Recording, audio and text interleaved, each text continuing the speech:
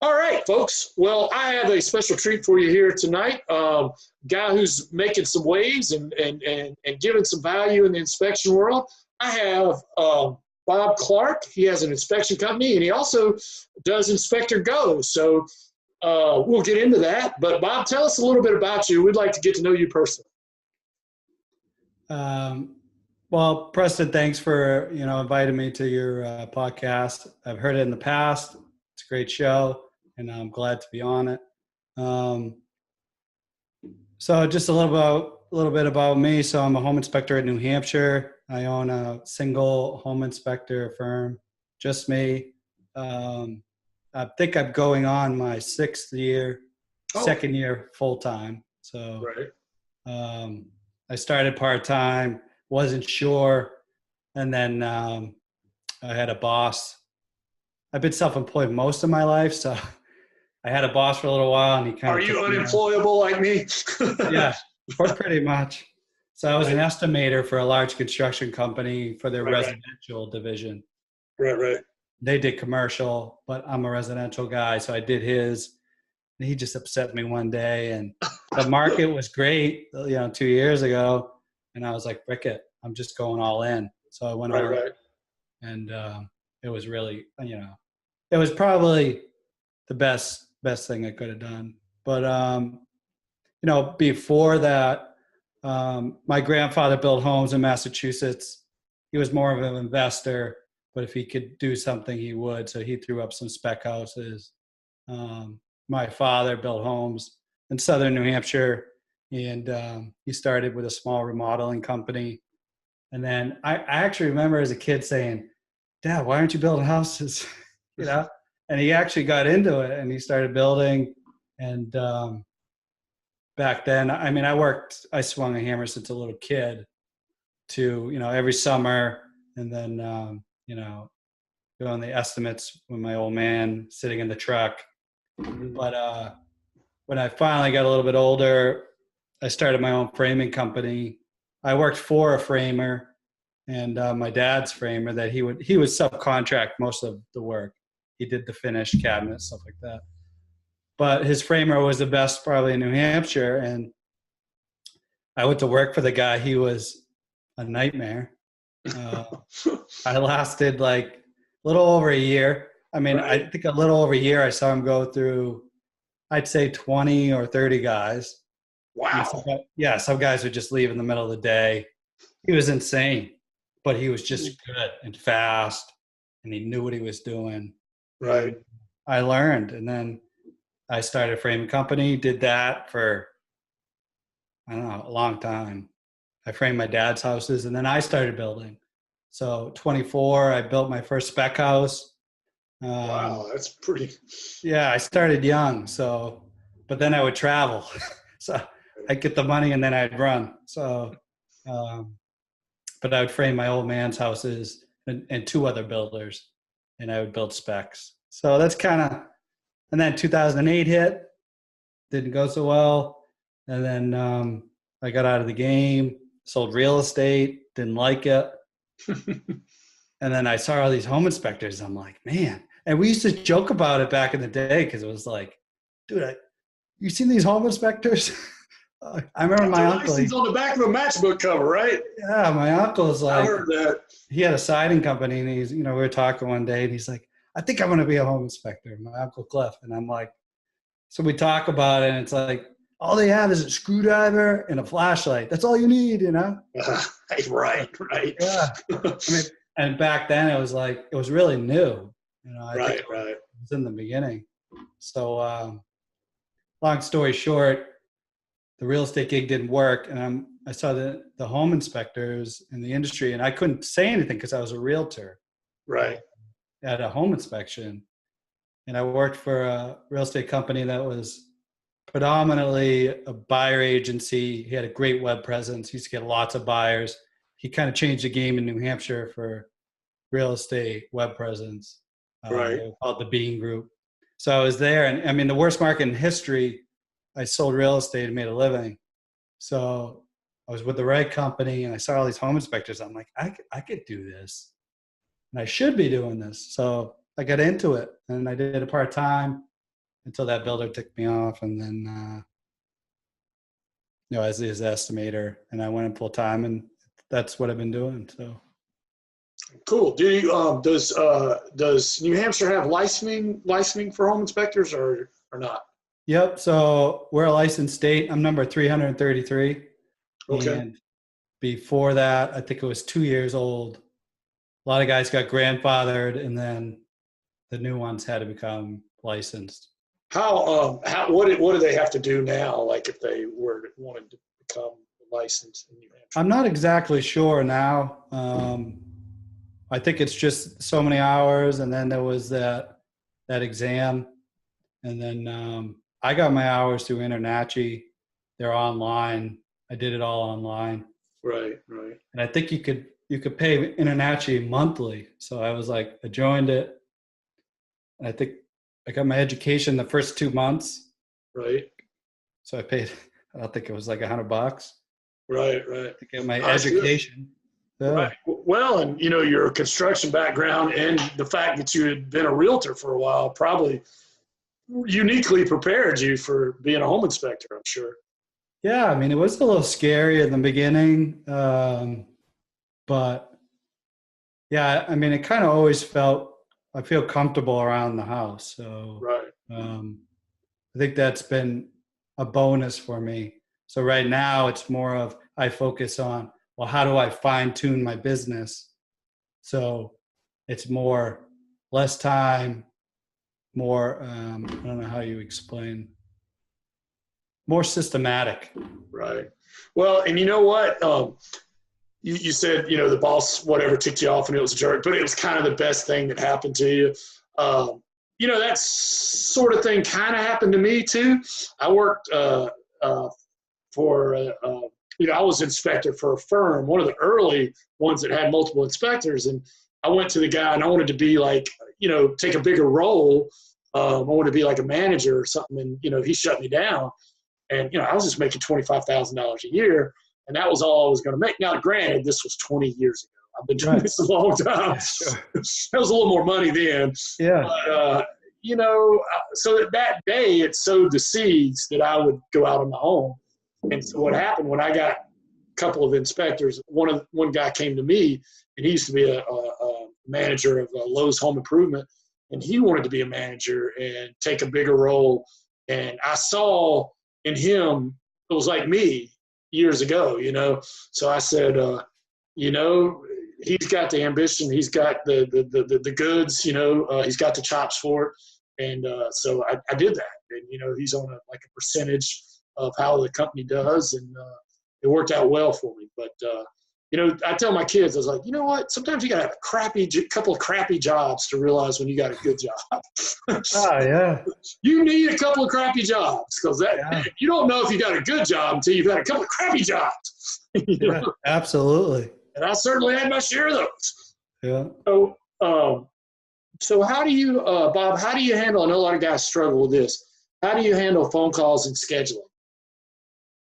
So I did all of it myself in the beginning, but my wife's a stay-at-home mom, and I have a 5 and 2 year old boy, so I got young boys, and she does it now. She does it, and I tell you, it's probably the best thing I did, because when I'm out there doing that, I mean, I understand when that phone rings, it's like kids are quiet. This is money on the table here. Everybody quiet. And, she handles it now, and she's just much better on the phone. I don't know. I mean, a lot of women schedule the inspection. So when they call in and they're a little more comfortable with her, she's just much nicer. So she books the inspections. She can't complain about you coming home late or anything either, because she made your schedule. Yeah. Dude, yeah, sometimes if she's upset, she'll book me a double on Sunday, and I got you another one. Oh yeah, well, that's cool. People. My wife works in our business too, and the kids, just like you said. I had my meeting with my inspectors this morning, and we do a Zoom with all of them on there. And I tell them, because one time, my youngest and my wife were arguing. Well, my youngest, about homework and stuff. They're having a big, loud argument in there, and I'm like, open the door, and I'm like, I am on the freaking phone with all my inspectors. Do you know how this looks? I'm hearing people yelling in the background.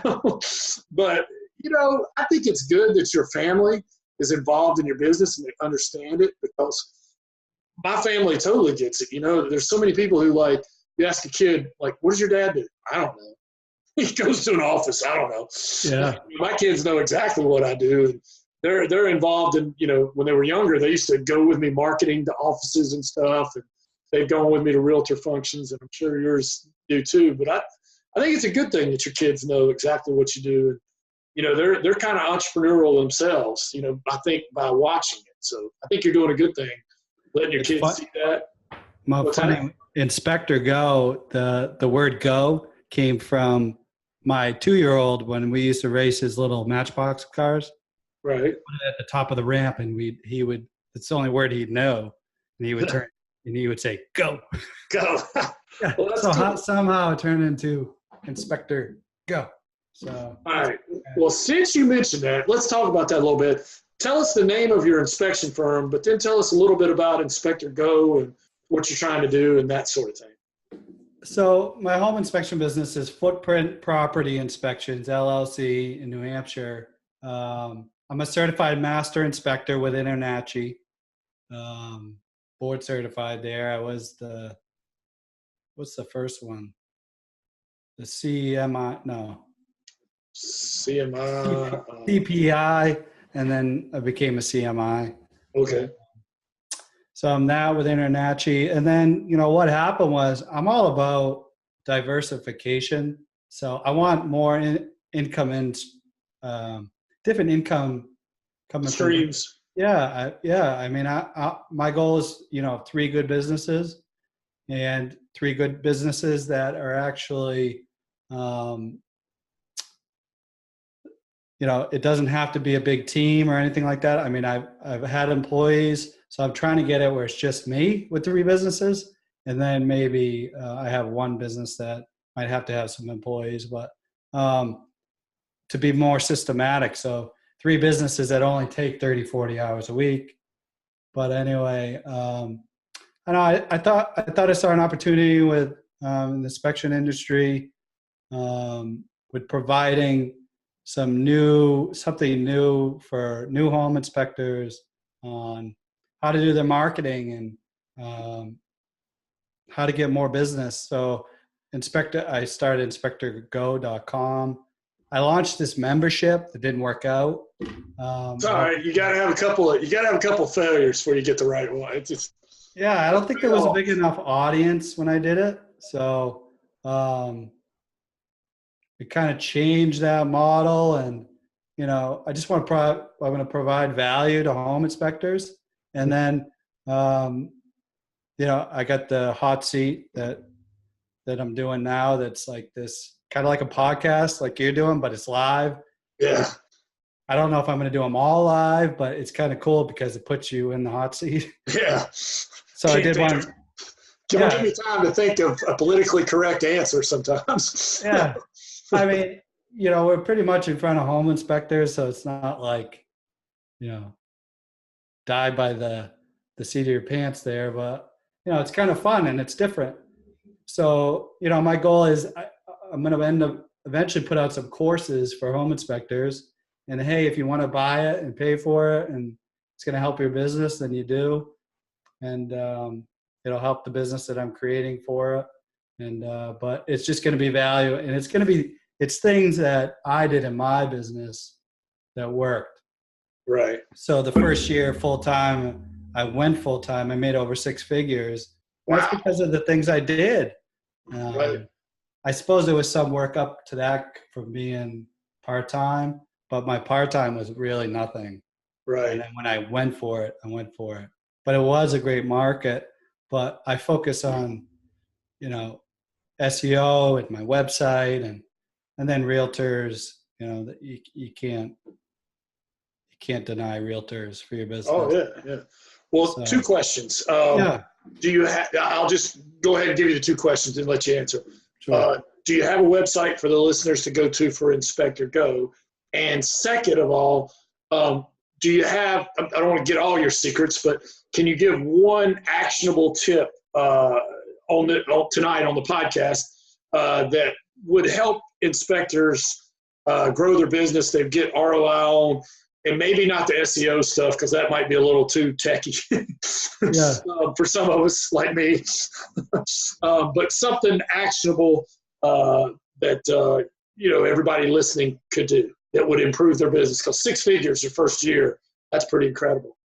The first 12 months. So I didn't want to say like the first year, but it was when I actually hit first full 12 months. Yeah. So where you can find Inspector Go is inspectorgo.com. Okay. And we're also got a mastermind group on Facebook. It's up to like 350 members now. It's Inspector Go Mastermind Group. You can find it. I'm on IB a lot, Inspector Go. So yeah, I mean, there's some content on there, blog posts, some videos, and it's all stuff that could help your business today. I'd say something that could help, someone's business today is, I did a blog post about the cookie guy, and some people I think were like, what is the cookie guy? But and in New Hampshire, when I started, as a realtor, there was a guy he had fresh baked cookies, and these cookies went to every inspection, man. And they went to the realtor, the buyers, the listing agent, everybody got their own little package of cookies. Oh, and nice. It's really the smartest thing, because people didn't even know his business name. They knew him as the cookie guy. And he had, I remember after 2008 and the crash, 2 years in, so maybe 2010, he still had 3 guys, It was the cookie guy, the cookie inspector. Yeah, and he's still doing it. Another step further, he could he'd have to be careful with the Cookie Monster because I'm sure that's copyrighted or something. But he could dress up as a Cookie Monster or something. It's for cookie. He'd come out and be like, "Oh, my wife baked these." I'm like, "Freaking! There's no way she's baking all these cookies, dude." He's probably buying them at Costco and warming them up or something. Yeah. I admire it. Man, I hope none of my competitors listen to this podcast. I need to get that. But it worked. I couldn't do it. I couldn't be the cookie guy. I'd be like, "No, we already have a cookie guy. Who are you?"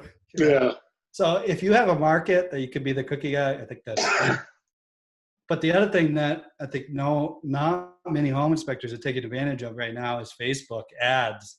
So people are like, "Well, what are Facebook ads?" And it's like, no, it's not like make a post on your Facebook business page. It's actually creating ads that you pay for, and they're broadcasted on Facebook.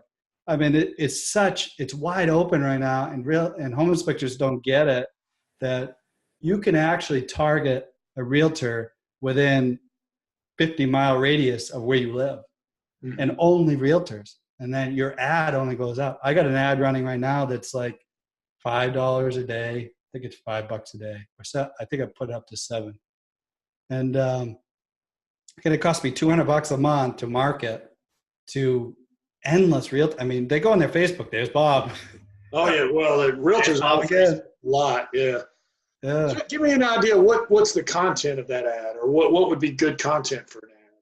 So that's key too. So you can't just go on there and be like, "I own a home inspection business in the state of New Hampshire, and we're the best." Yeah, right, exactly. So that's what everybody does, and you got to separate yourself. I put some really thought into this, and it's like, well, how can I provide them value? So what I did was my first ad. So it's going to be a 3-part sequence because you could retarget. So anyway, so the first ad, I do video. Video is key. If you could do video, you want to do video because people like video. They're more apt to click on it. So I did a video ad, and it was a tool for realtors. So they're like, "Well, what is this?" And all it simply is I use Spectora for my home inspection software. Right. They have an agent tool. So you click on the top, the agent.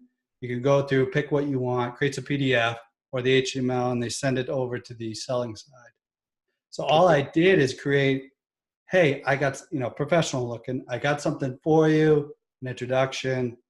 And then I show them on a screen share how they actually do it and what kind of value it is for them and how quick it is and how it's from my report, not their words. Because some of these realtors like take pictures of the PDF of the report, or they scan it in and then send it over and circle areas that they want. So Right. Spectora made it real easy, and I think some of the other platforms do it too. And I just shot that out there. And I've been getting responses. Like I had an agent the other day, she responded, because you can't get, I mean, I'm marketing, I'm getting my name out there. Right. Not like I'm booking inspections, but this, she's like, I've never seen anything like this. I own an inspection business. She's out by the seacoast. I really want to meet with you. We're innovative. You're innovative. Let's talk. Right. So Right. I'm going to go meet with her. And if I land a whole office, I don't know how much more business I could take anyway. So, because I haven't expanded and I don't know if I want to add guys. So, but it's just, I'm also experimenting. So eventually I'm going to show home inspectors how to do these ads. So let me ask you this, Bob. So you have the video, you did like a screen share. Do you like you go on your Facebook business page, do you just do a post and then boost the post, or do you go in specifically and create an ad and then load up the video to it? Yeah, so the whole boost the post is really bogus because it just kind of boosts to this random audience.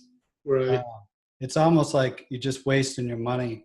So I create actual ads through Facebook has an ads manager, and you create ads, you do a demographic, and there's different types. I mean, it's really, they've actually made it way too complex than it should be, I think. But you get, the beauty of it is you can target just realtors in a certain radius.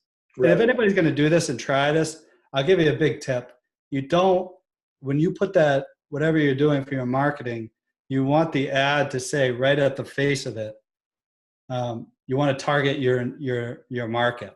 So my ad says, hey, New Hampshire realtors. So now you know in New Hampshire, it's going to be more focused for a New Hampshire realtor to actually click on it. Okay. That's really key. So the ad will show up, hey, New Hampshire realtors, then your stuff, and the video starts playing, like if they're rolling through their news feed. Yeah, there's certain rules. So like whether it's on mobile or Instagram or on Facebook or in the feed or not in the feed or in an Instant Messenger, you can run ads now in Instant Messenger. Yeah. But and Facebook is connected to Instagram too, so they own it. So I think you can do ads both. I think I could be wrong, but I think. But in the feed, it's got to be like less than 20 seconds or something like that. You got to get their attention quick. But the beauty too is like I could go in my ads manager and I can see what's going on. I can see who's commented on it, who shared it, what people have liked it. I had some weird comment. I don't even know what the lady was saying, and I deleted it. I get some credit. I have a YouTube channel. I don't even hardly read those things, man. There's so many trolls, but I'm like, thank you for making a comment because it boosts my post. Yeah. I mean, some are all right, not all of them, but some people are just like, are you like drunk in your mom's basement? Yeah, this lady was weird. She was like, "Happy birthday" or something. "Hey, you" or something. I'm like, "Oh, it ain't my birthday," and I don't know who the hell you are. Delete. So, you said you made a screen share with the Spectora, but you're big into videos, so I'm assuming you filmed some other videos. So I'm curious, what equipment? I mean, do you have a certain camera you like, or do you shoot your phone, or what do you do when you film? Not screen shares, but yeah. So like my Inspector Go stuff, and I have a studio set up, so like I'm like standing at it now. So yeah, it's cool. All in front. I have a standing desk, so I'm standing, and I have lights and camera already set up. So, I'm going to create some courses, and I've already created one that's coming out soon on how to build a website, which is going to be kind of cool. So if you're like even if you had a multi-inspector firm and you don't want to hire a company, that's how I started my business, was from my marketing. I'm like, how am I going to market to the market? Mm-hmm. And I chose Google. So I learned to the extent of, I know SEO, I know what to do with a website. I rank on the first page for Home Inspector NH. How do you rank in the first page, and how on mobile do you have snippets with your picture because people are going to click on it, and how do you get in the 3-pack, which is the map search with the stars because people are going to click on that. I mean, I probably get 50 or 60% of my business from Google because my wife is trained and I train when we get a call, and cool thing about Spectora, you can put out where the referral came from. So we track it all. So I know how many are coming from Google. And it's just when that course hits retail, make sure you get it to me and nobody else in Charlotte. Yeah. Nobody else in my market.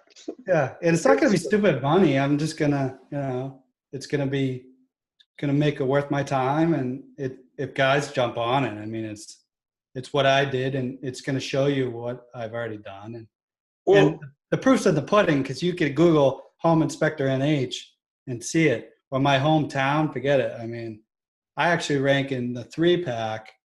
So if anybody doesn't know what the 3-pack is, it's the map section. It used to be 10 people, then it turned to 3.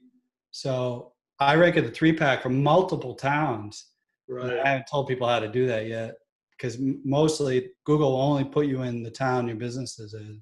Sure. But I got multiple towns now in New Hampshire. So, cool. Yeah, it's really cool. So this course and some of the other ones, what format is it? Is it videos? How's the course coming? Is it audio? So it's all video. Okay. And it's, through a cool platform. And this will be some PDFs probably and some checklists to make sure you get it all right. But like for the website, so I've been waiting for something to launch in March. So I build websites. So I built Inspector Go. I built all my websites, and I have some other websites. But in March, they're launching something big. So I wanted the platform that I use. So I wanted to be able to, it was supposed to be in November, December, it didn't happen. But I want to be able to do the end of my course. So I have all of it done except for this section to show home inspectors this is the platform to use to build. And it's just so simple. And yeah. So when do you think your first course will be coming out? Well, they said March they're supposed to launch it. And once they launch it, I already know their other products. So it should be pretty quick. So I'm hoping before the summer is my goal. Yeah. Another question. What platform do you recommend for building websites? I've heard WordPress. I don't know. Is that what you use or use? Yeah, everything I've done is WordPress. There's some guys using Wix, I think. Yeah. Very simple. But there's what I'm Joomla too, but I don't know if anybody does that. What'd you call it? Joomla, I think. And there's something called Joomla, and I think WordPress is the one that everybody tells me. Yeah, it's like 25 or 30% of all websites right now in the world are WordPress. Yeah, and I heard like Google likes it, or the spiders, the way it's set up and everything. I don't know. Well, the beauty of it, it's an open source platform. It's actually free. Yeah, it is. Yeah. But you got to get themes and stuff. Yeah, you're right. You need a theme, or it's gonna look like. But they're not that expensive. I mean, they're like no. They're like $50 or something. I mean, unless you get something really fancy. Absolutely. Yeah, but a lot of work. Like some websites you can tell WordPress because they start out with that hello world and the 3 columns. But boy, some of those themes, I mean, you would never know it's WordPress. I mean, it's like it's cool. I have WordPress, but I'm going to buy your course. I mean, I know a little bit, but just enough to be dangerous and mess it up, and not enough to fix it.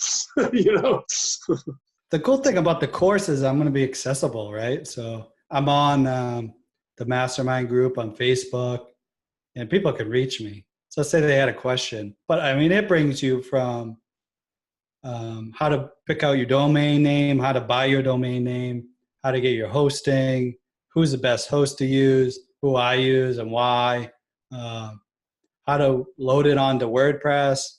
And then this final step is going to be how to actually build the website. That's why I'm waiting for this platform to launch again, because I think it's the best in the game for price and what it creates. Because websites, it's important right now that your website's fast. It's got to be fast. Optimize, yeah. Yeah, and Google's really looking into that, and speed and mobile. So Google actually is starting to rank websites now for mobile, not desktop. Really? Yeah, it's made the switch. So the algorithm is changing. So they want to base it more on mobile because that's where everybody is. Yeah. Yeah. But anyway, Oh, I it's love good that type of stuff. It's cool. I like it. Well, the cool thing is too with your course, I'm assuming like a lot of things like that I can always go back to it. Like even you go through it once and you might not do it for a while. And like, then when you do it, you can like go back to a section or go back and you know that you can do something, but you don't remember the steps, but you can go back and I'm assuming you can go back and watch it again. Right. Yeah, absolutely. I think the thing is, the reason why I want to create this course is because it's a lot simpler than it used to be.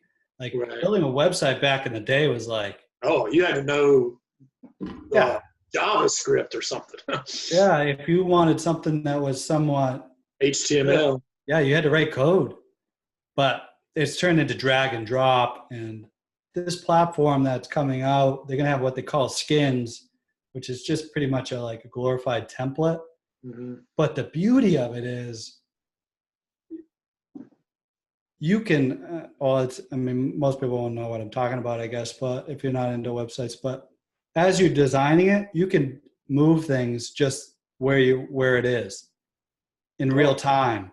So you can change it. But anyway, I'm not gearing towards like instead of just working on the back end and you're not quite sure how it's going to look till you refresh. And then those days are gone. And this tool is just like, oh, it's awesome. My home inspection website, I'm going to create, through this new platform, but I'm afraid to touch it because it does so good. Yeah. You don't want to mess up if it's ranking well. Yeah. Yeah. And it's structured right. So like people come on there and there's a video of me. This is what I call my hero video. And it's like, hey, this is me. This is my business. I actually talked about, in the background was, if you call, you might hear my kids, but that's my small business. It was to create like the separation of, people don't know us till they meet us at a home inspection, but I want them to know, like, and trust me before we even get there. So they book with me. Sure. Well, you know what? If I were you, and I'm not trying to tell you what to do. Yeah. My suggestion would be keep that website the way it is and get another website, another domain, similar or whatever. And that one kind of be your test, you test stuff on it. And, ideally it'd be great if you got 1 and 2, but you're not as upset if, you're willing to take a chance and test things on that. I know it'll take a while to get it built up, but I would have like a test website or something. Well, it's actually, so I know what you're saying, Preston, and it used to be back in the day, people were way sketched out, like they were going to change it. But right. It's actually changed. So it's still on WordPress. So it's really just putting a new face on it. That makes sense. So the content will still be there. Cause like I have content, like, Home Inspector's like, well, why doesn't my website rank? Well, dude, do you write blog posts? I mean, I have probably over 120 posts on that website, and that content is key. And you got to write it a certain way. And but. You know who else is really good at that is, I can't think of his name, Ruben out in Minnesota, Structure Tech. You ever seen his blog? Man, he writes like a blog every couple of days. Well, he inspired me in the beginning. He's got like a big multi-inspector firm, right? It was he's in Minneapolis. 20 guys or something. Yeah.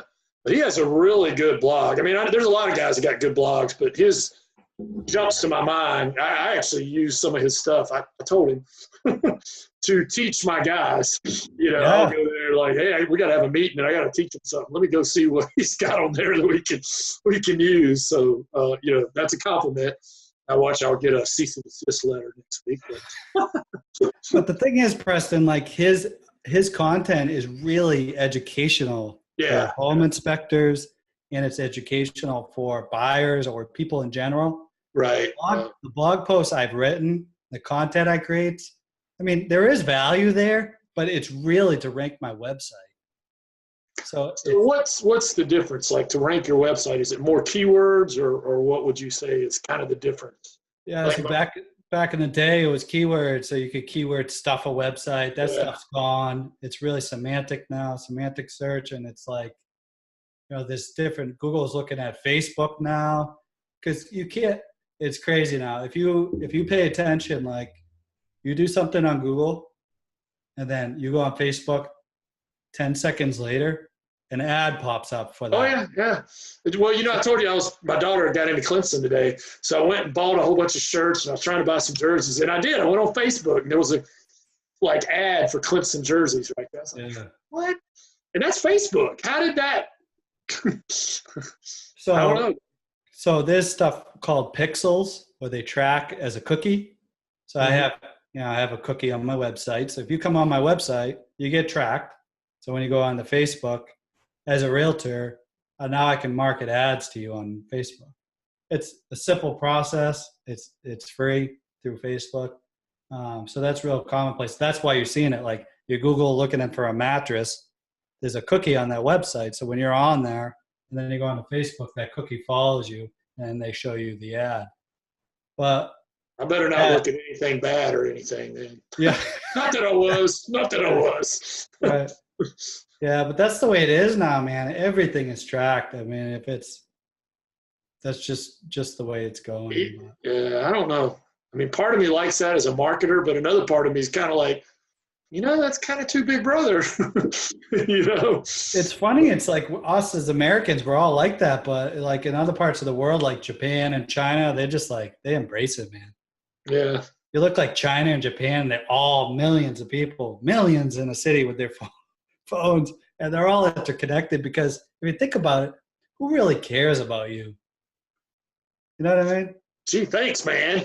But no, you're right. It's all marketing. It's all someone trying to sell somebody something. So, see, and that's brilliant what he just did, right? See, and that's brilliant what he just did, right? See, and that it'll actually start to rot that wood in the bottom of it. I've gone in something where I can stick a screwdriver in every joint, and that didn't happen overnight. That's what it is. Now, this home had insulation. Another telltale sign was the insulation leaking all over the place. That moisture has actually got up in the insulation and made it heavy. Now, so let's dive right into it. Let's start off with termites. And the biggest thing about termites are they come from the ground, they have to return to the ground. And whenever you sell a house, unless it's a new home, more than likely the lender is going to require a WDIR. And that is an acronym for who? wood destroying insect report. Wood destroying insect report. Now, if you're in South Carolina, right here on the line, it's called CL100. That I can increase your chances of deals not going south by 90%. Would it be of interest to you guys? Yes. How about if I could increase your chances of getting leads on your listings by 90%? Would that be of interest to you? yes. If you'll bear with me for 3 minutes, I'll show you. What we're going to do is we do what's called a pre-listing inspection. That's not a new idea. It's been around. In fact, Gary Keller talks about it in his book, Shift, Bulletproofing the Deal, page 243 or Yep. something like that. But anyway, all right, so we pre-inspect the house. Just bear with me. There's a little more to it. We've added more to what Gary Keller did. So we pre-inspect the house for your client. You get a listing, we pre-inspect the house. We find out all the defects ahead of time. They have the opportunity to get multiple bids on the repairs, right? So they can get a better deal on getting the repairs, and it keeps that opportunity for the buyer on the back end to get them down on the price or get inflated prices. You with me? That idea is not new. It's been around for a while. We got a little bit of a different twist on it though. All right, so they have the inspection report, they do the repairs, we come out and do the re-inspection. We upload this new inspection report to inspectedhouses.com. There is a phone number here where any potential buyer can text that number and get the inspection report. Ooh. It is for sale for $19.95. That money goes back to the seller to reimburse them or offset their costs. That has always been the holdup on a pre-inspection, trying to talk the seller into it. Hey, I want this guy, he's gonna come in and call you baby ugly, and then I want you to spend some money. But if you can offset that cost, that might be more attractive, you understand? So if 5 people download this report, that's $100 they get back that offsets the cost. Here's the best part though. Every single person that texts that number, you get that lead. Ooh. I get that lead as well. As a matter of fact, I'd like to test it out, and I'd like to give somebody $20. Is that okay? Yeah. All right, everybody pull out your phone. Pull out your phone. All right. And here's what you're going to do. You're going to text DEMO, D-E-M-O, see how this works, to this phone number. The first person who does it wins $20. That's arrested, not arrested violence. No. You got to text this number. This is pretend like I'm the house. Tell them the number. Yeah, it's right here. 704-275-9470, and it's DEMO. And you'll see what the potential buyer is. And my phone is blowing up right now. This is what And he just captured all your leads. That's my This is what your phone will be doing with everybody driving by there. So let me real quick figure out who the first person was. But see, you can follow up with each one of these leads. And if they actually buy the report, we ask them, do you have a realtor? If they do, that's great. I would call that realtor and say, hi, your buyer just downloaded my report. How can I help us sell this house? But if they don't have a buyer, well, I'm sure I don't have to tell you what you do there. I mean, you follow up with them. You help them. You're helping your seller. They have less chance of the deal blowing up on the back end. And do you see how the home inspector now becomes a helper instead of a hindrance? I'm trying to do two things. Prevent deals from blowing up and get you leads. Now, all truth be told, I'm getting the leads too. I want more home inspections. 10 people download that report. 9 people aren't buying that house. They're buying a house somewhere close by. They'll need a realtor and they'll need a home inspector. All right, so The winner is. and the winner is, I'm trying, it's blowing up so bad. It's not giving me an opportunity. And you guys do realize that he's capturing your leads now, so you follow up and you give him permission to do it. See, and that's, it's brilliant what he just did. See, and that's brilliant what he just did. See, and that's brilliant what he just did. See, and that's brilliant what he just did. See, and that's brilliant what he just did. See, and that's brilliant what he just did.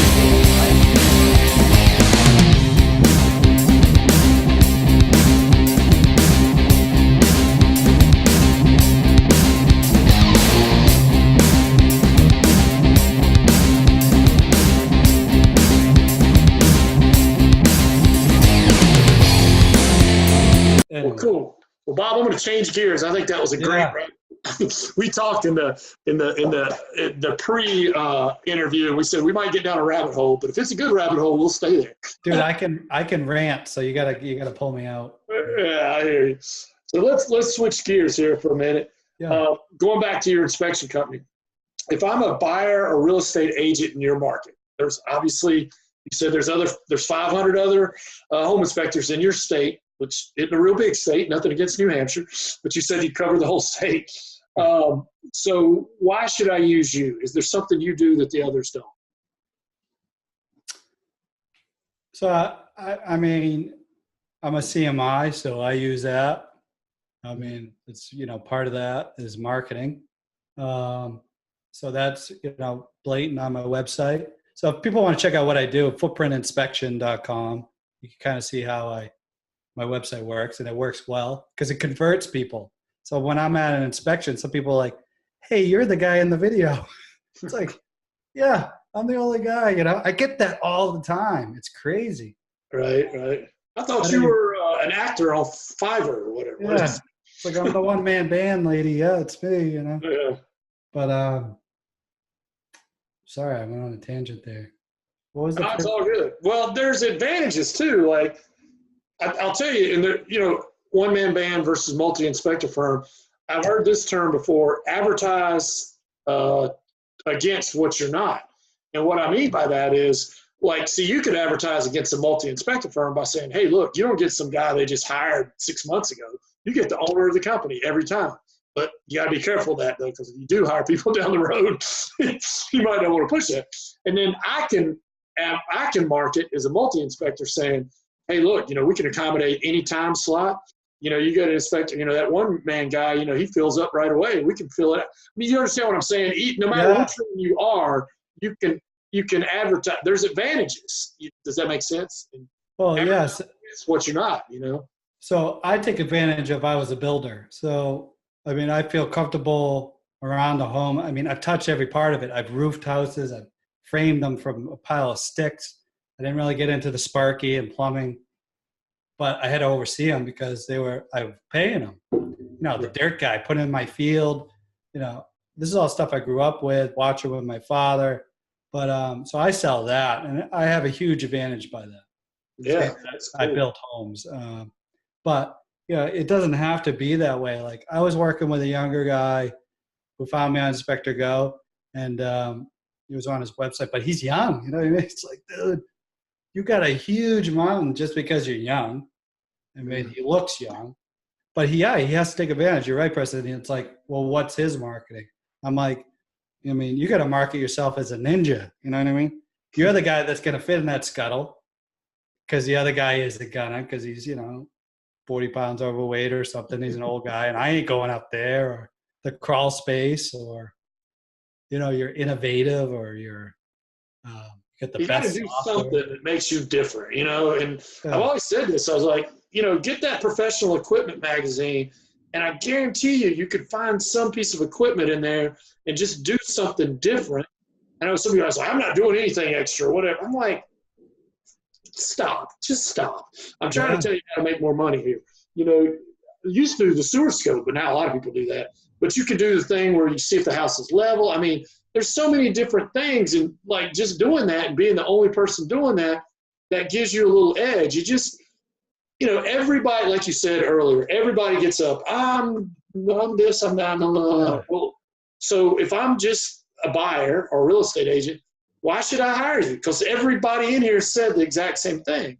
But if you come in here and say, I bring you cookies. I mean, that's something different. Or, if you want to have some piece of equipment, or, actually, if you're really small, that would be a great advantage. I never thought about that till you said it, but I would come in there with slides and crawl spaces, and you don't want to put down the other guy, but I'm telling you, half the guys in my CE class would not fit in that crawl space.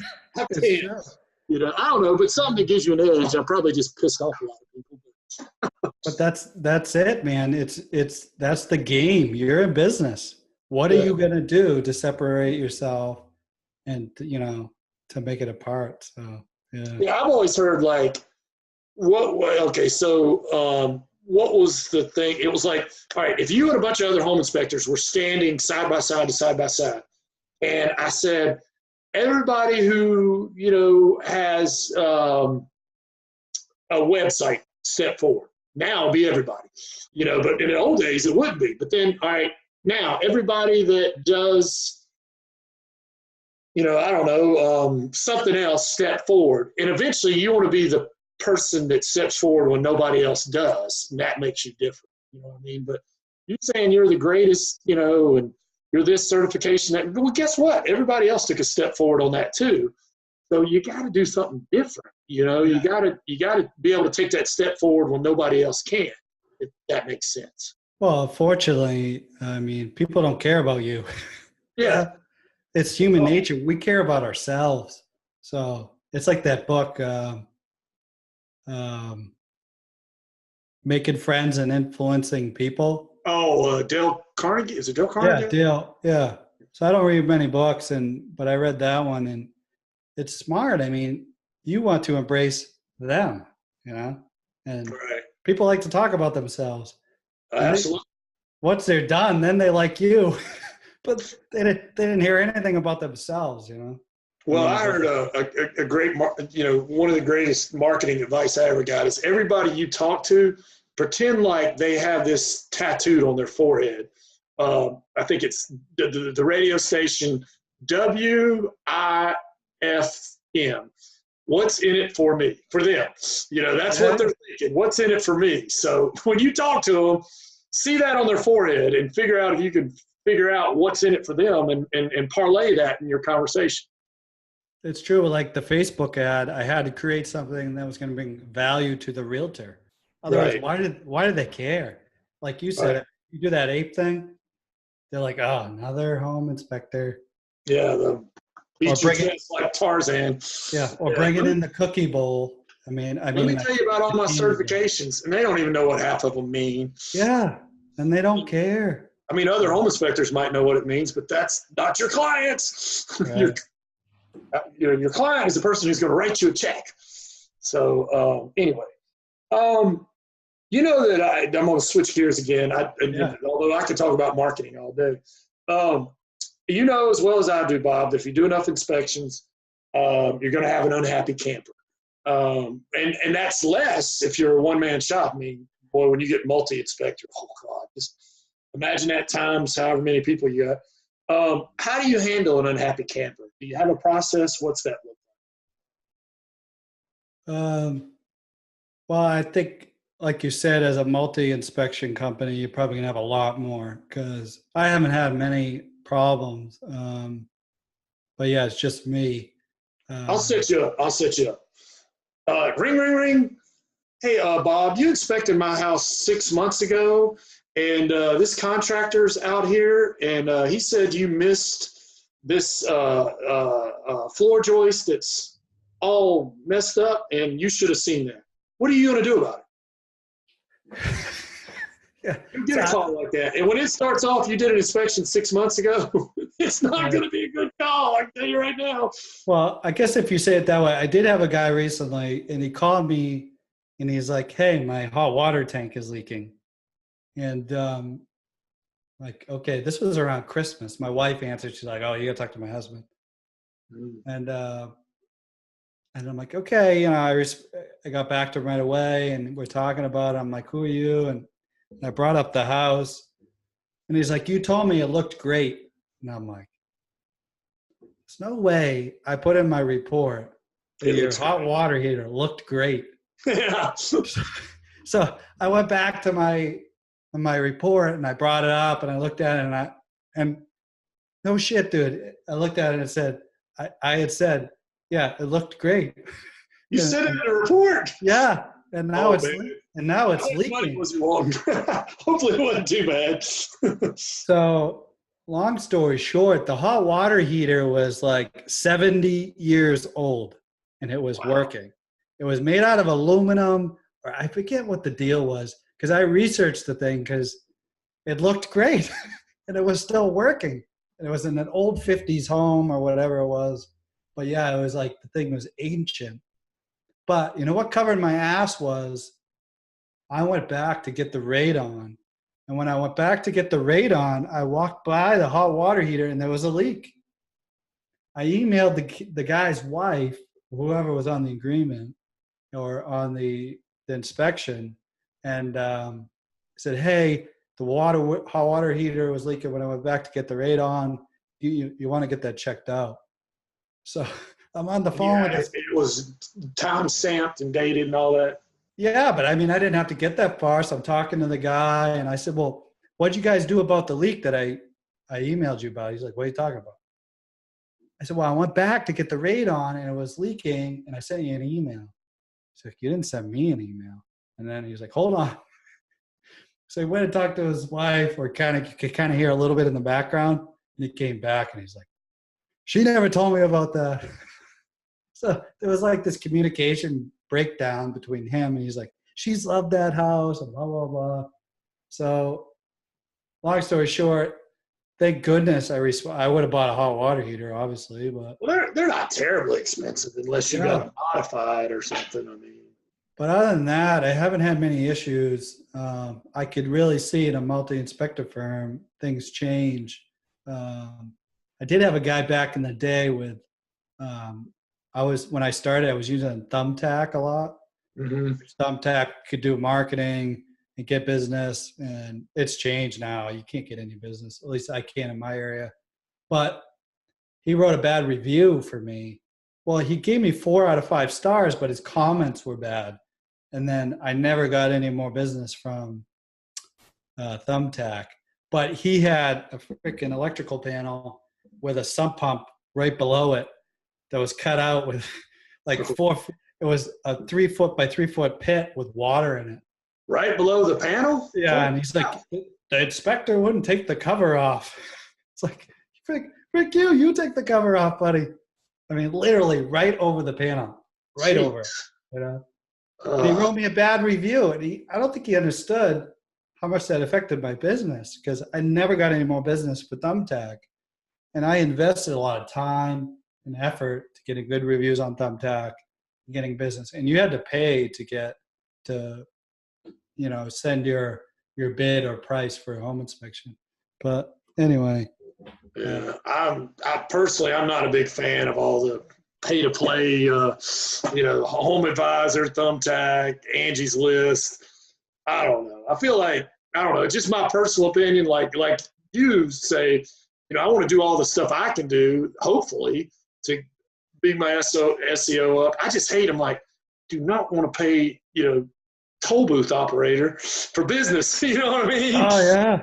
I feel like it's just a bunch of guys in Silicon Valley. Like, how can we get between these folks and their customer and charge them for it? But I also know, I mean, if it's profitable, I'll do whatever. But I just don't like those guys. Yeah, I mean, it's true. Like, I get the calls every day, and they're like, or every other day, yeah, I could get you on the first page of Google. It's like, you fricker, go look. You know what I mean? I'm already on Already there. Yeah. And I don't entertain them anymore. I just hang up. But yeah, I mean, I call one of those outfits. I was just curious, and I don't want to name which one it is because I don't want defamation or anything. But so they sell the lead, or at the time, and I know it's different markets, $19, and they sell it to 3 different home inspectors.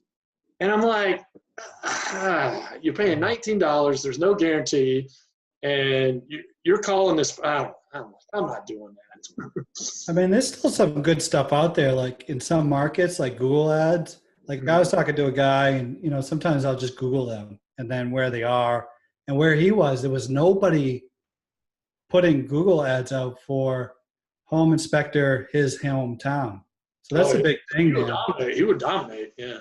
Yeah, I mean, in New Hampshire right now, you try to do that. Like I did it 4 or 5 years ago. Mm-hmm. I get business through the winter. I mean, I was paying probably like $50 to get an inspection, which wasn't bad. I mean, to get the business when I was starting. But now it's like, I think it's $11 per click. It's just, I get so many competitors doing it.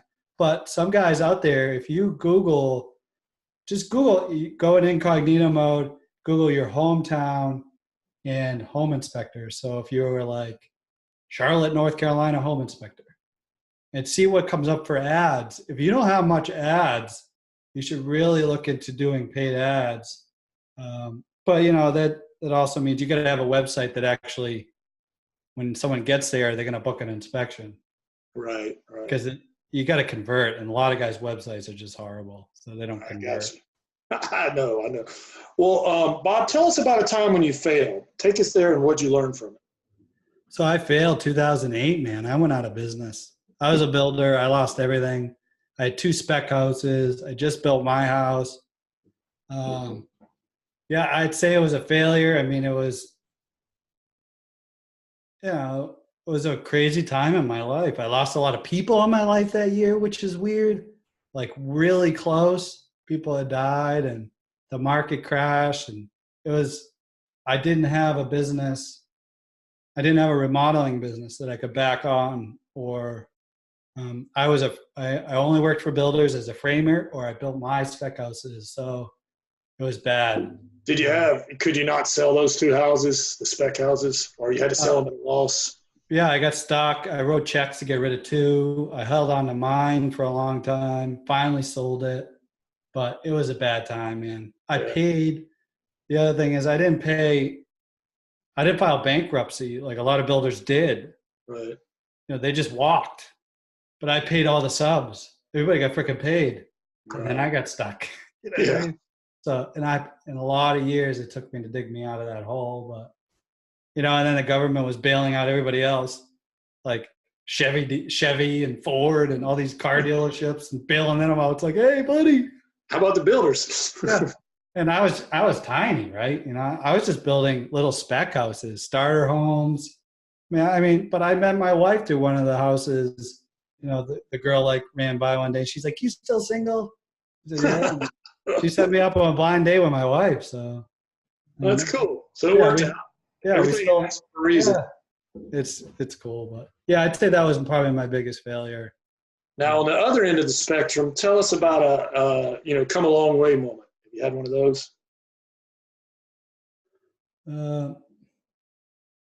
Everything I do, I just go all in. So, that was a failure in the past, but some would say there was nothing you could do about it. But I don't know. The best thing I ever did in my life was have my kids. Yeah, me too. Me too. Yeah, those two boys. I reproduce well, man. I'm telling you. I think it's my wife.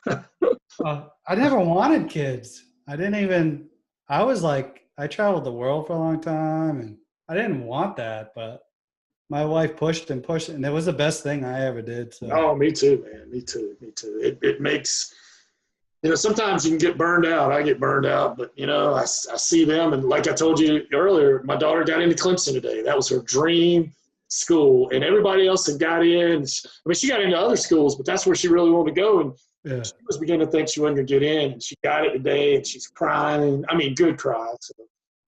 And then I tried to order some Clemson gear, and my card got fraud. That's what we were doing at the beginning of the call.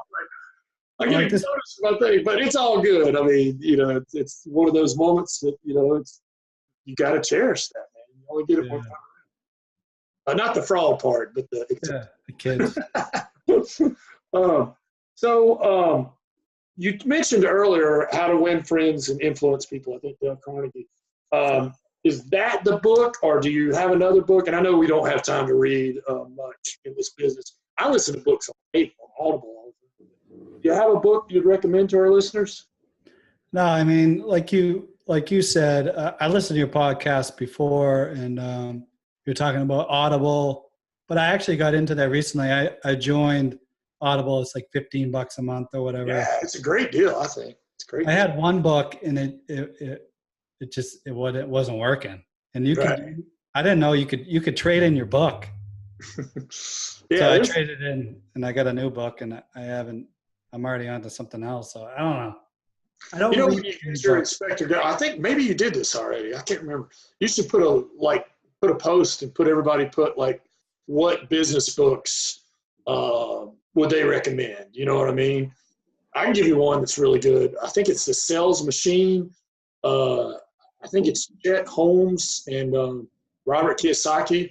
And Chet Holmes has since passed away, but it was a great book. I think it's The Sales Machine.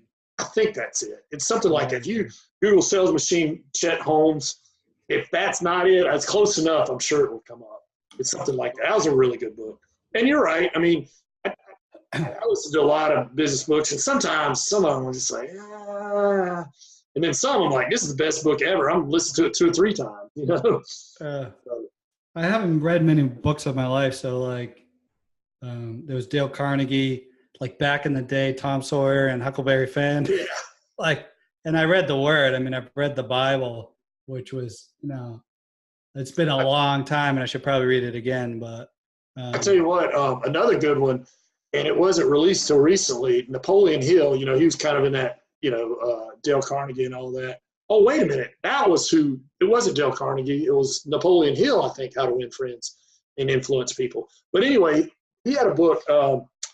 I think it's Interview with the Devil or something with the devil. Now I know, I mean, I'm a Christian. I know right away, oh, what are you talking about? But it's really good. He talks about how you just have to listen to it, but it's excellent, excellent. He wrote it way back, but I think his wife or something wouldn't release it because she thought that was a little too, but it's really good. It's a marketing kind of self-help type book. And it's sort of weird how he does it because the devil is on the stand and he's like telling you all the things he's trying to do to get you off track. And by way of this, you kind of figure out, what you should be doing and what you shouldn't be doing. You know what I mean? Yeah. I know that doesn't make sense. It's something, Interview with the Devil or something like that, but it's not a satanic book. Yeah. It's not. It's a business. It's more like of a good and evil type thing. Yeah, and just kind of like, Napoleon Hill's big thing is definite. What does he call it? Definiteness, purpose. You got to have purpose. I don't know, but you can't be like wondering, and not have purpose. And he said that's what the devil takes advantage of. But anyway, I don't mean to get all whatever. That's his words, not mine. Well, Preston, but like besides books, though, I'm like a podcast junkie. Oh, me too. I am too. Or research, like Google is like my, hello Google. Give me your top 3 podcasts besides the Successful Home Inspector Well, yeah, I've listened to all your stuff. But we talked a little bit before, but like I listen to Pat Flynn, but I'm over him. Yeah, his is passive income, a lot of stuff on the internet. It's good stuff, but he's a little stale. I mean, I like him, but Yeah, it's just so like, okay, Pat, great, you're great and everything, you're so successful now, okay. But Grant Cardone's too much for me sometimes. yeah, I like Grant, but I have to take him in small doses. I mean, I like him. I mean, it's like getting a shot of testosterone. Yeah. I go out and like kick some ass after that. But, like you said, after about 3 of those, I'm like, okay, it's kind of like Lamb. It's like, I love it once in a while, but not every day. So Gary Vee for a while, but Okay. if I need that punch like you're talking about, I'd listen to Gary. But his message is the same. So Yeah. once you gotta move on because you're just wasting your time. But actually, I got one that you might like. What's that? Well, you mentioned Pat Flynn, I think. John Lee Dumas, Entrepreneur on Fire. Yeah, dude, he crushed it with what he's created. Yeah. And some of my questions, if you listen to it, you'll be like, hey, I stole some of his questions, but converted them to home inspection. Yeah, he's good. Yeah. There's another guy called The Side Hustle Show. I've heard of that. Side Hustle. Who is it? Just go, if you go on Stitcher, Side Hustle Show. I forget his name, but he's really down to earth and he's legit. So I'm all about like, I want to own 3 businesses, multiple income streams, especially because of what happened in 2008. So I'm working at that as my goal. And this guy's got some cool cats that come on there like the craziest things, and they're just side hustle businesses that they're making money on the side. So I'll check that out. Side Hustle Show. Yeah, he's really good. I've got a new one that I've really liked, but it's real estate related. We're trying to buy rental houses and stuff to have, and I have some. I've had them, but it's called Bigger Pockets podcast. But it's definitely about real estate and flipping and buying and holding. I mean, if you're not interested in that, don't listen to it. But if you're interested, it's a really good podcast because my wife and I are trying to do some of that because. When I get too old to crawl under houses or deal with that water heater that's leaking, hopefully I have enough rental income coming in or something. Yeah, I was in a crawl space today and I'm like, what the frick am I doing in here? You know what I mean? It's like, I'm like, man, I have a master's degree. And there's a spider on my nose. What did I? So I got none of those degrees, but still it's like, what am I doing? You know what? I got a lot of friends that have a lot of degrees, and I make more money than a lot of them. Yeah. So it's all good. I love what I do most days. I want to ask your opinion on something. We're winding down. Man, you've given some really good pointers and content here. I'm bothered by what I see. You probably know this question coming if you listen. What I see on forums sometimes. Forums can be great, and people be helpful. And sometimes not so great. Sometimes I don't know, it comes into like the chest beating contest or something. Egos get involved. And, I'm torn, and I've seen people try to moderate. I mean, I know we're grown men and, I don't want to be like, you hurt my feelings because I am, I'm a tough guy, dude. I get it. But at the same time, disrespectfulness or just being an asshole for no reason. I mean, I don't get it, man. But, I'm not going to holler, you hurt my feelings or anything because I am a tough dude. I don't, I don't think you have to say please and thank you. But at the same time, some guys sometimes can just, for no reason. And then sometimes they say some jerky things, but they actually do have a reason because something, it's kind of like football. It's always the second guy that gets caught. You get caught shoving, but they didn't catch him talking shit to you the whole time. So I don't know. But what's your feelings on that? I mean, I get we're grown men and, we're not little kids, but, how do you keep it professional? Or what would your suggestion be? Or can you? Well, I think unfortunately, like, some people don't understand how vulnerable some people are. So like, I think I've been blessed in my life where, I don't know if it was a gene or something, but I could give a shit what someone else thinks about me, Right. which is weird. It's like, I really don't care, or I don't really care what the Joneses are doing. It's If you're not writing me a check, I really don't care. Yeah, I it's care just what the people who write me checks think. yeah, well, I don't know. I just don't, it doesn't bother me. But, it's funny. Like when I was a framer, it was all like, the guy I learned from was like, I'm losing my shirt.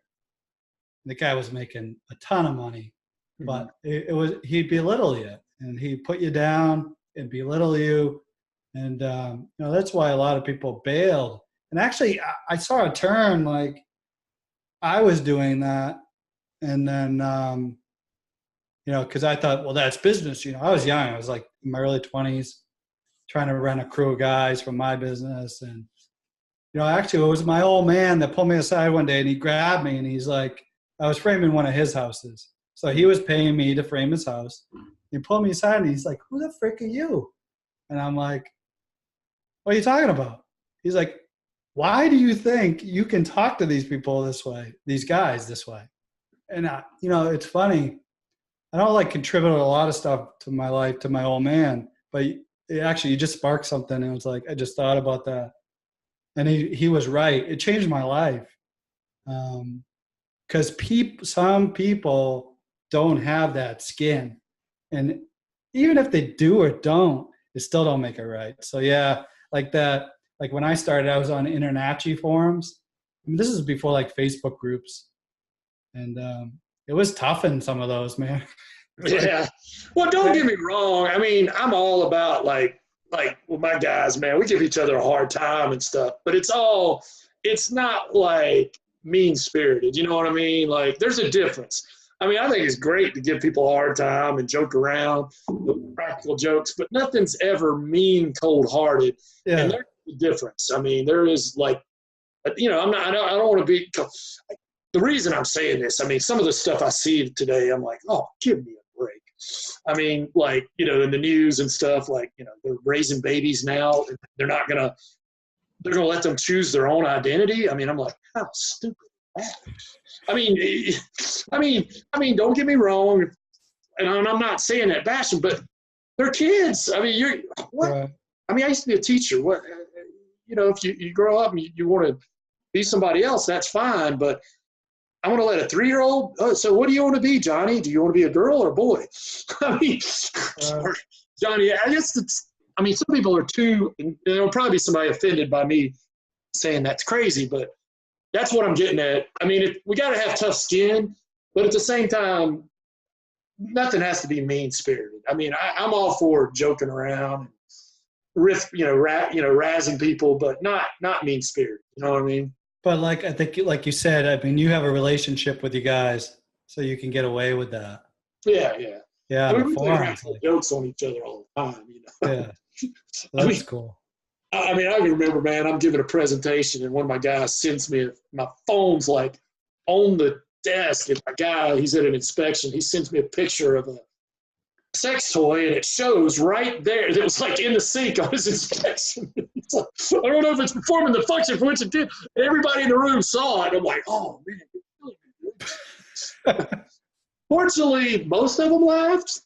There were a couple who didn't, but I was like, I don't know. But, I mean, that's kind of fun with a multi-inspector firm. You got a group of people that, yeah, that's kind of cool. Yeah, it's all kind. It's crazy. Yeah, I put a lot of pictures on Facebook, funny stuff, but there's a lot I cannot post. I cannot. That's funny. It's funny, but it might not be to some people. Anyway, speaking of that, what's the wildest, craziest, or weirdest thing you've ever found on inspection? Remember, this is a G-rated show. Yeah. I told iTunes. Well, as you know, I mean, there's all kinds of stuff. It's crazy out there. The way some people live, I don't get it. But I had a house once, and it was weird. Like, I was kind of getting pushed through the inspection, I felt like, with the realtors and stuff. And I was in the garage, and the house was like early 2000.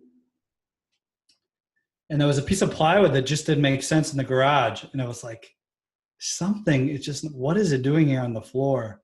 And I pushed it, and I couldn't move it, and I actually had to move it. And there was like looked down and it was like there was a brook running underneath the garage floor. What? I mean, literally, like it was a cutout, like 4x4, this big piece of 3/4 plywood on it, and there was something on it. When I got it out of the way, I mean, literally, if you took like I mean, I'll never forget it. I mean, like if you took a little stick and dropped it, it would be gone on the other side of the floor. I mean, it was moving like a brook. Is this like an underground stream? Or I don't what? know, man. It went right under the garage floor in this Colonial. How is it not like eroding the foundation? I I wonder. don't know. I was thinking about that, but I have no idea. And then I remember I was out back and it was like the lawn was like, Yeah. it was like squishy everywhere. And I didn't even think about that when I was doing the exterior. I'm like, I don't even remember how much rain we've gotten. And so I'm sure you after- wrote it up.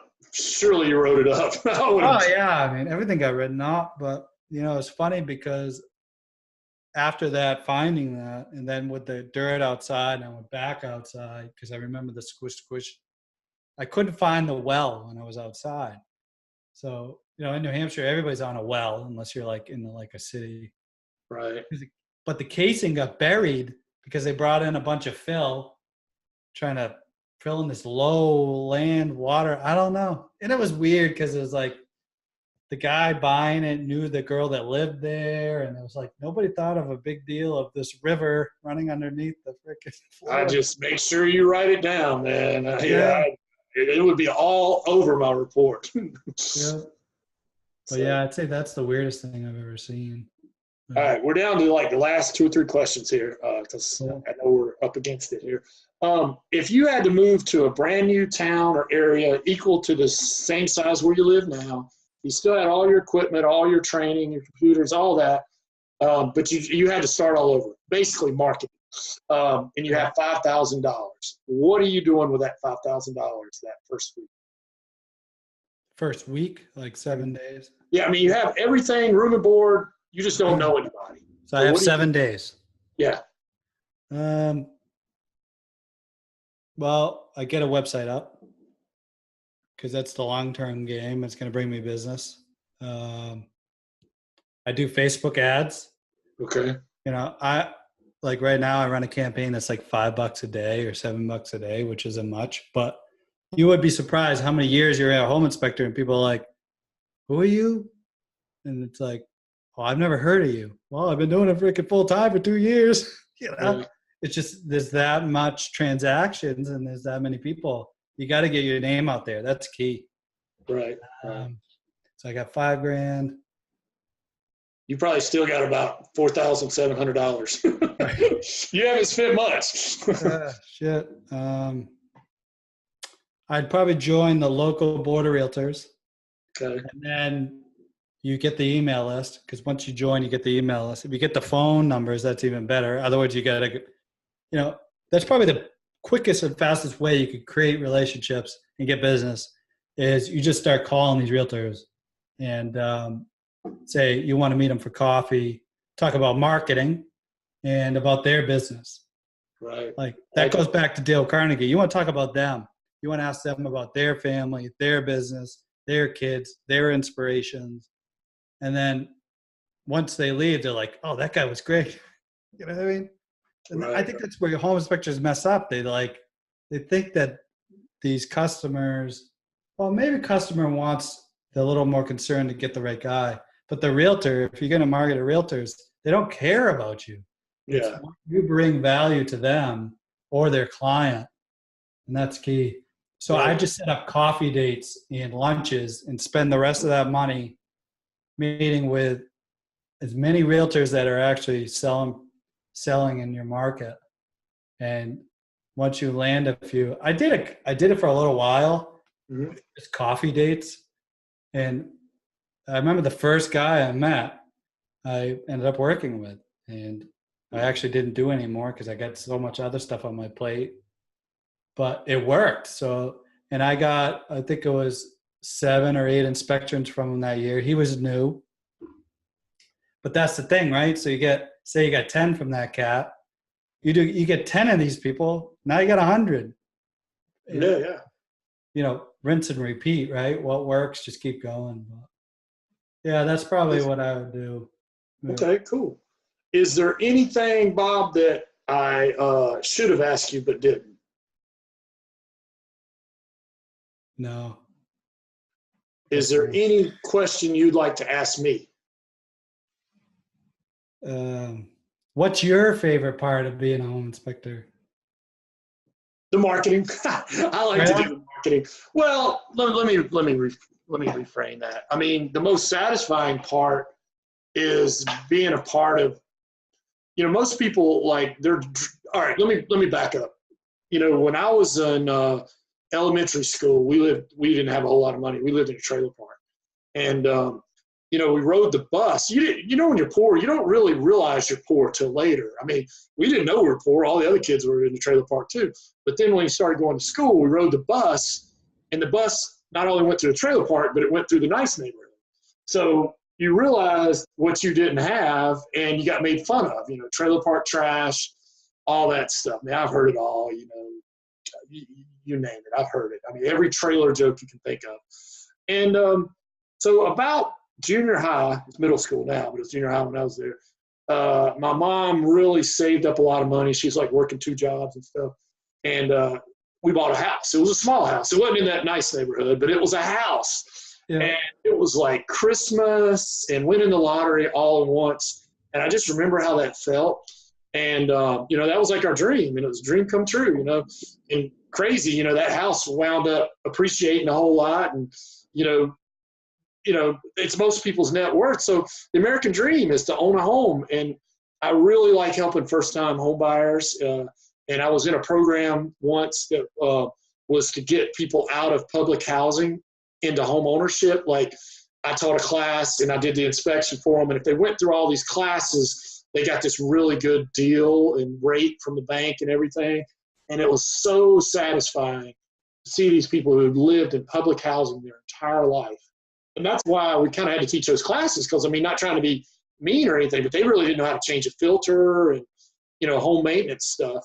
And it's just so satisfying, man. To be a part of somebody, a small part of somebody's dream and get that feeling again that, you had when you got your first house, it makes you feel like you made a difference, and it's pretty awesome. And besides that, I like wearing silly pants. So that's pretty much it. You don't wear awesome, them. Man. Well, it's been fun talking to you, Bob.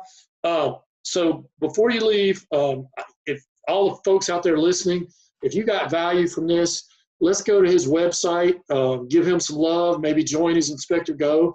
So tell us all the places where we can go give you some likes or some love, and where they can find out more about you. So this is my home inspection business. If you want a little, see my website and what I do there, it's footprintinspection.com. Don't click on his pay-per-click ads, though. That'll hurt you. Yeah, I got no paid ads right now because. Okay. Do the organic search. Like, if you're gonna search to see pricing in your industry, just don't click on the guy's ad to get a price. That's just not right. Yeah. That's on my column and at least get the price that way. But so footprintinspection.com and then inspectorgo.com. Check that out. If you subscribe on there, you're just going to be put in my email list and you'll get updated with everything that's coming out, the course that comes out. And then I do new blog content. There's stuff right there now. If you go on there as a home inspector and you do some of these things, because all these things you have to do. And once you do them, they'll help your business. So inspectorgo.com. Check me out on Facebook, Inspector Go Mastermind. We're up to 350 members. It's only home inspectors. So I kept it with no vendors. So it's just inspectors in there. I have no moderators. Everybody's just been it's about bringing value and what you're doing in your business and helping other guys out. So that's awesome. And we got, I got the hot seat, which just turned into something. So. Yeah, well, and we need to plug that. We got one coming up. Tell us about you just did one, I think, with Pat and James, and you got one coming up. Tell us all about that. So we just did one, Pat Butler and James Gante, IB and James with Aaron Natchi, and it was cool because we did it about pricing in the industry, and we broadcasted it live on Facebook. So it went on IB. mean, it pulled in like 150 comments. It was like, Wow. yeah, it was 150 comments on the Facebook part. And then once you join in the webinar, there was like, it ranged from, there was 60 people that joined.